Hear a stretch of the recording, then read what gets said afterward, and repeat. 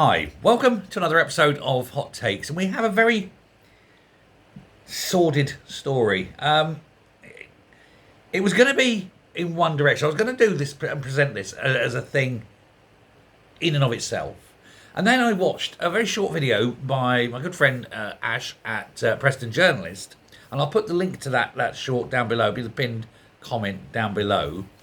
So go and watch that. It's something he said in there, and it suddenly clicked, boom, and it has a direct relationship on the story I was going to do. So I'm going to include it. I'm not stealing his thunder. It was his video. He did it. He gets the credit. Go and watch his video. As I say, it's down there. Thanks, Ash. Now, we all know that Angela Rayner, our blessed and lovely Deputy Prime Minister, has just bought a house in Brighton. £800,000. Described in American press as a $1 million home. Nice. And there's already shadiness. Now, as to why she bought it, I'll come to that. But the mechanism of how she bought this is where it's not good. Now, I'm not suggesting anything illegal, and indeed there hasn't been. But let me explain the story. And while what I'm going to say she's done is strictly speaking legal, it's not a good look. She had, if you remember, two homes, and they were both right to buy council properties. She was living in one, then living in the other. Then she claimed that this one was her main one. Then she wanted to sell the other one, so she claimed that that one was their main home. So when she sold it, she didn't have to pay capital gains tax, and then moved in with the other one, which is the one that she still got up in Greater Manchester. Well, this week, she took her name off the deeds of the Greater Manchester home and put her name onto the deeds of the one in Brighton. And the reason she did that was because if the Brighton one was a second home, she'd have had to have paid £70,000 in stamp duty. But because it's a main home, she only had to pay £30,000 in stamp duty. So she said, that's no longer my home. This is my home down in Brighton, Hove, and paid the lower rate. And that's all very fine and pleasant if that's her new home. Only, of course, it isn't. It isn't her main home, and we know that because she told Brighton and Hove Council that her house in Manchester, Greater Manchester, was her main home. Still her primary residence. That's what she told them. So one of these things is not right. Why would she do that? Why would she say that one was the primary home and this one wasn't?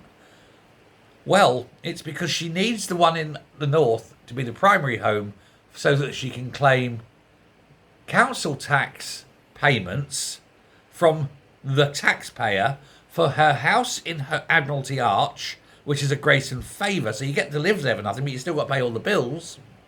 So because that's not her main residence, that's the taxpayer pays the council tax on that apartment. And because it's a second home for the purposes of her doing her job and being close to London, the taxpayer will pay the council tax on the £800,000 apartment in Hove. She's double dishing out on us taxpayers paying the council tax. Meanwhile, she pays a very small council tax up north because, it isn't worth as much. Sneaky. But she hasn't got her name on the deeds up the one north. And now she's claiming that she's living in the one down south in Brighton. Even though she's actually living in Admiralty Arch. Isn't this weird? So which one is it, Angela? Sorry, there's so many bad women in Labour, they do get confusing. So which one is it, Angela? Which one are you actually living in? Which one are you claiming is your main residence? And why are the taxpayers forced to pay for you to have so many houses? And are you going to be renting them out and claiming all this money? It's all very complex. It's all very shady. Unfortunately, it's not actually illegal. And that is why her legal team had to put out this line. It said, the Deputy Prime Minister paid the correct duty owed on the purchase entirely properly and in line with all relevant requirements. Any suggestion otherwise is entirely without basis. Oh yes, we're not saying she broke any laws. We're just saying it's shady. It doesn't look good. It looks like a greedy, grasping woman parasitically claiming money from the taxpayer for 2 homes while owning 2 of her own homes and getting a 3rd grace and favour at public expense. So yes, legal, yes. Looking good? Not so much. Not when you're the woman charged with trying to build 1.5 million houses because there aren't enough houses in this country. Well, if you've got 3, well, that ain't good looking either. Again, not wrong, but don't be pontificating and moaning about other people owning more than 1 house when you've got 3 homes, Angela. Now, to move on to what Ash was saying, why a home in Hove? Well, we know that there will at some point be a general election, and Angela Rayner is as aware as all of us that she won't survive. She cannot win in Greater Manchester. She's done.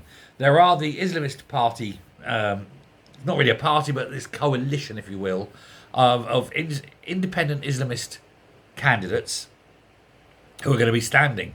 Angela can't win the election. She cannot win. She's done. She's done. It's finished. Brighton, on the other hand, is lefty heaven, isn't it? It's a little paradise blob of the ultimate far left, the most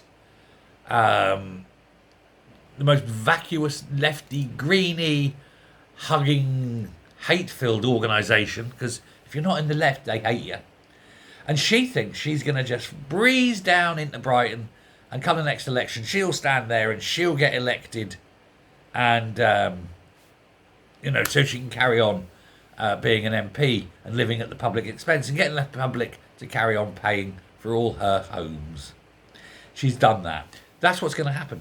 She's going to shift and move down. And we know that because now she's claiming, like I say, that house in Brighton is her main residence, even though she told the council it isn't. And it's all up in the air. Now, what's going to happen? There needs to be a full investigation, and she has to make a declaration as to which one's which, and then fully publicise all the monies that the taxpayer paying out for all her homes. But this very cynical move to Brighton, I need a house near London. You've got a house right in the heart of London. You've got a home right in Admiralty Arch, 100 yards from bloody Parliament. And you think moving to Brighton, 82 miles down the road, is close to London? No. This is Angela Rayner desperately trying to remain an MP. I hope the good people of Brighton take a look at her and say, get out of Brighton, you carpetbagger. Thanks very much. Bye.